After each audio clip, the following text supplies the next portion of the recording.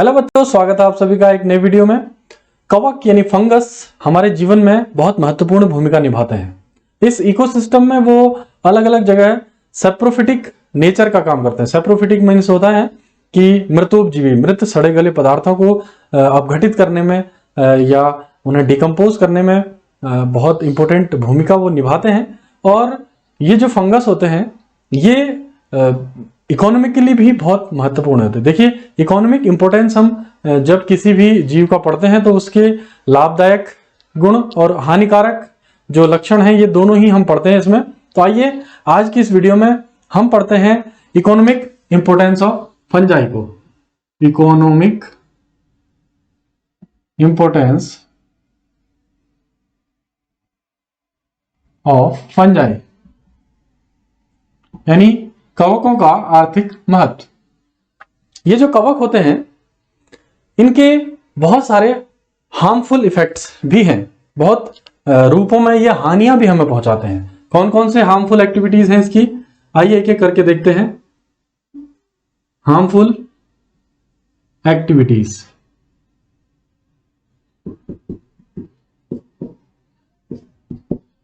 तो पहली harmful activity इनकी है कि ये पौधों और जंतुओं में कई सारे रोगों को पैदा करते हैं। तो डिजीजेस इन प्लांट्स सबसे पहले हम देखते हैं। प्लांट्स में लेट ब्लाइट ऑफ पोटैटो,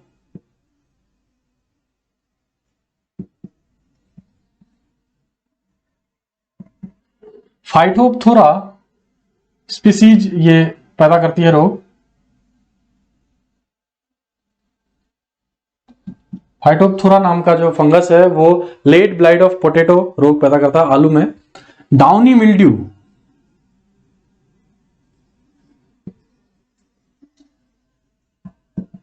तो ये पेरानोस्पोरा एक फंगस है,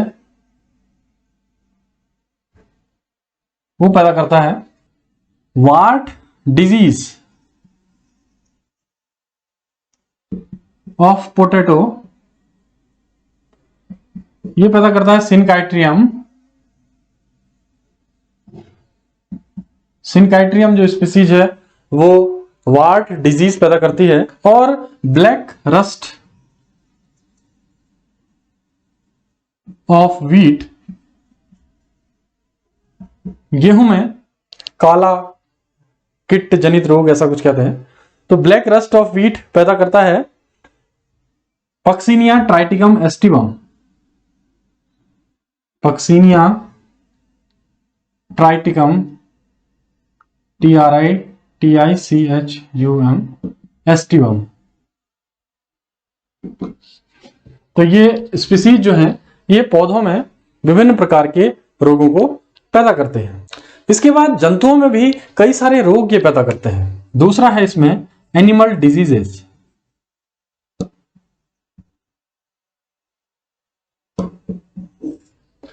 जंतुओं में जैसे दाद है, इसके अलावा कई जेनाइटल डिजीजेज होती हैं, यौन संचारित रोग होते हैं, स्किन डिजीजेज होती हैं और माउथ डिजीजेज, विभिन्न प्रकार के जो रोग हैं ये पैदा करते हैं फंगस। तो कवक हमारे शरीर में मनुष्य और दूसरे जानवरों में फंगल डिजीजेज भी पैदा करते हैं। जैसे एक रोग है एथलीट फुट, वो जब ज्यादा दिन भर जूते पहनते हैं कोई खिलाड़ी तो अंगुलियों के बीच में ये सफेद सफेद कलर का जो रोग है जिसे एथलीट फुट रोग कहते हैं वो भी फंगस पैदा कर देते हैं। इसके बाद कवक एलर्जेंस के रूप में भी कई सारे प्रॉब्लम्स पैदा कर देते हैं एज एलर्जेंस। तो ये एलर्जी भी पैदा करते हैं मनुष्यों के शरीर में। एलर्जी यानी ऑटो इम्यून रिस्पॉन्स होता है शरीर का।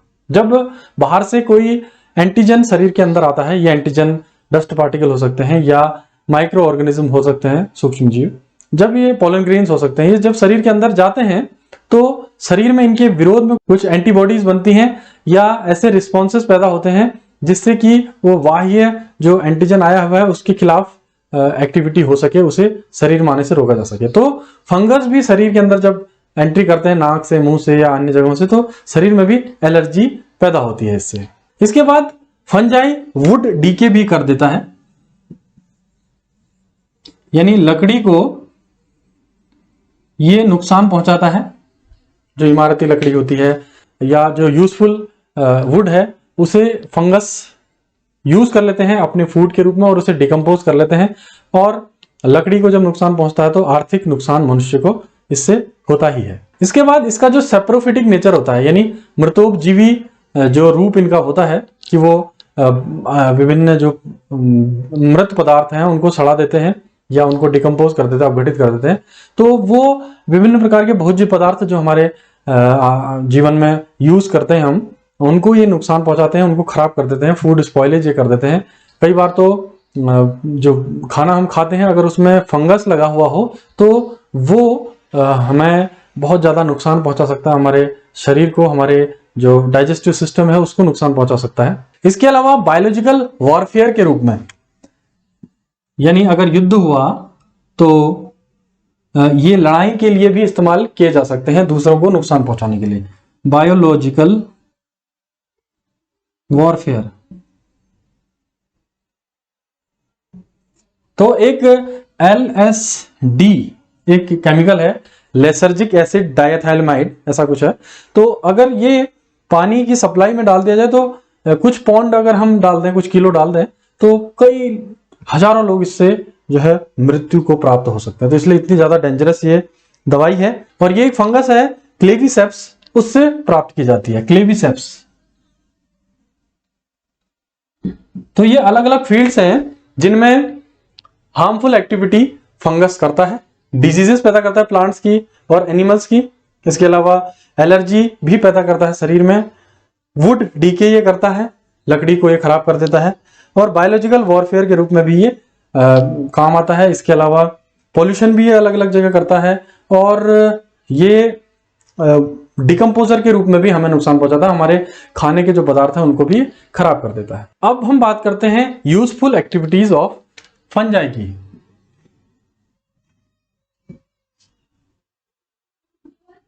यानी कहां कहां ये हमें लाभ देता है, मानव कल्याण में ये फायदा हमें पहुंचाता है।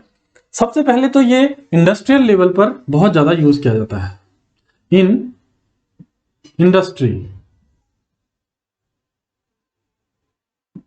तो जो इंडस्ट्री है, औद्योगिक विकास जब से हुआ है तो विभिन्न प्रकार के पौधों को, जंतुओं को और सूक्ष्म जीवों को तो यूज किया ही जाता है, लेकिन कहीं ना कहीं हम फंगस को भी यूज करते हैं विभिन्न प्रकार के प्रोडक्ट्स को प्राप्त करने के लिए। जैसे नंबर 1 अल्कोहलिक इंडस्ट्री जो है,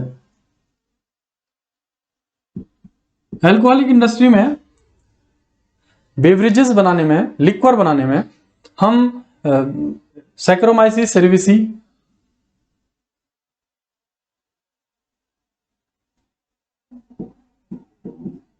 यानी यीस्ट और दूसरे ऐसे ही कई सारे जो स्पीसीज हैं उनको हम प्रयोग करते हैं फंगस की अल्कोहलिक प्रोडक्ट्स को बनाने में।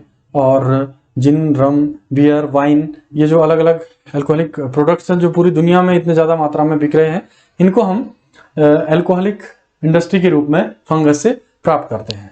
दूसरा, बेकरी इंडस्ट्री में, स्पेलिंग मिस्टेक हो सकती है तो आप थोड़ा सा उसे देख लीजिएगा। बेकरी इंडस्ट्री में जो ब्रेड है या केक है या दूसरे टाइप के ऐसे बेकरी प्रोडक्ट्स होते हैं, इनको बनाने के लिए भी सैक्रोमाइसिस सेरेविसी यानी यीस्ट का ही प्रयोग किया जाता है।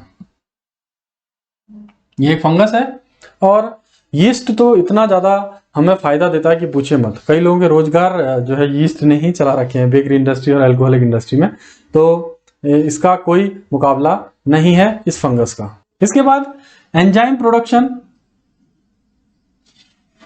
देखिए, एंजाइम जो है वो बायोलॉजिकल कैटालिस्ट कहे जाते हैं और हमारे शरीर की जो विभिन्न रासायनिक प्रक्रियाएं अंदर चलती हैं, केमिकल रिएक्शंस, उनको, उनकी दर को, उनकी रेट को ये बढ़ाती घटाती है।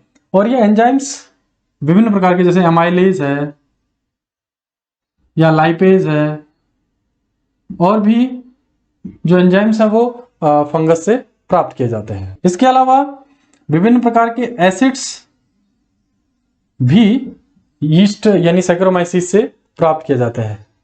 ACIDS एसिड्स जो हैं वो जैसे लैक्टिक एसिड है या फ्यूमेरिक एसिड है, मैलिक एसिड है, ऐसे कई सारे जो एसिड्स हैं जिनका केमिस्ट्री में भी यूज होता है और दवाइयां बनाने में भी यूज होता है, इंडस्ट्रियल लेवल पर उनका बहुत महत्व है, वो सब फंगस से ही प्राप्त किए जाते हैं। इसके बाद फंजाई एग्रीकल्चर में भी यूज किया जाता है। तो एग्रीकल्चर में भी इसके कई सारे फायदे हैं। सबसे पहले तो फंजाई स्कैवेंजर के रूप में काम करता है।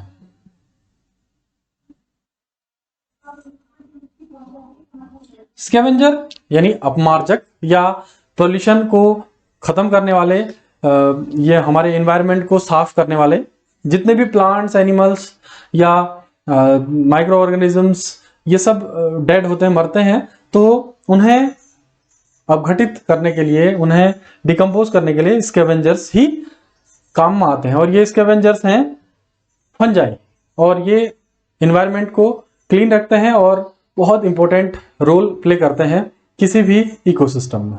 इसके अलावा ये एग्रीकल्चर में बायोलॉजिकल कंट्रोल के रूप में भी काम करते हैं। Biological control agents.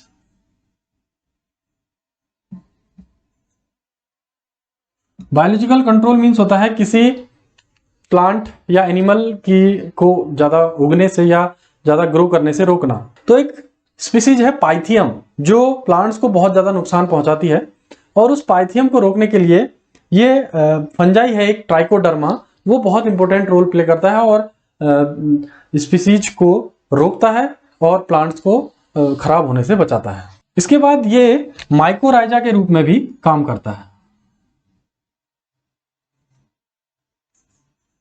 देखिए माइकोराइजा एक सिम्बायोटिक एसोसिएशन है, यानी सहजीवी संबंध है किस किस के बीच, दो स्पीसीज के बीच। इसमें एक तो फंगस होगा और दूसरा होगा पाइनस स्पीसीज का ट्री, जैसे चीड़ वगैरह वगैरह। तो चीड़ की जो जड़ें हैं उनके साथ फंगस माइकोराइजा एसोसिएशन में रहता है। इससे दो फायदे होते हैं। फंगस नीचे से मिनरल्स और वाटर को एब्जॉर्ब करके पाइनस ट्री की जड़ों को देता है, और पाइन इसको फूड प्रोडक्ट प्रदान करता है और रहने के लिए स्थान प्रोवाइड करता है।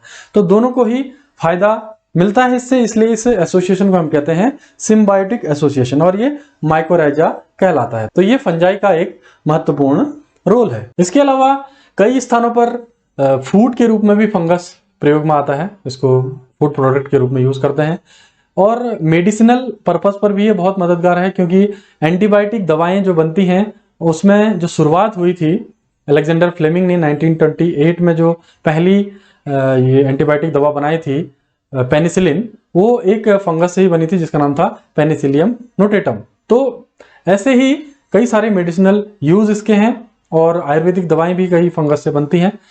तो ये थे यूजफुल इफेक्ट्स या यूजफुल एक्टिविटीज ऑफ फंगस। तो ये आज हमने पढ़ा इस वीडियो में इकोनॉमिक इंपोर्टेंस ऑफ फंजाई। ये वीडियो आपको पसंद आई हो तो वीडियो को लाइक कीजिएगा, चैनल को सब्सक्राइब कीजिएगा। ऐसे ही हम बायोलॉजी की वीडियोस इस चैनल पर अपलोड करते रहते हैं।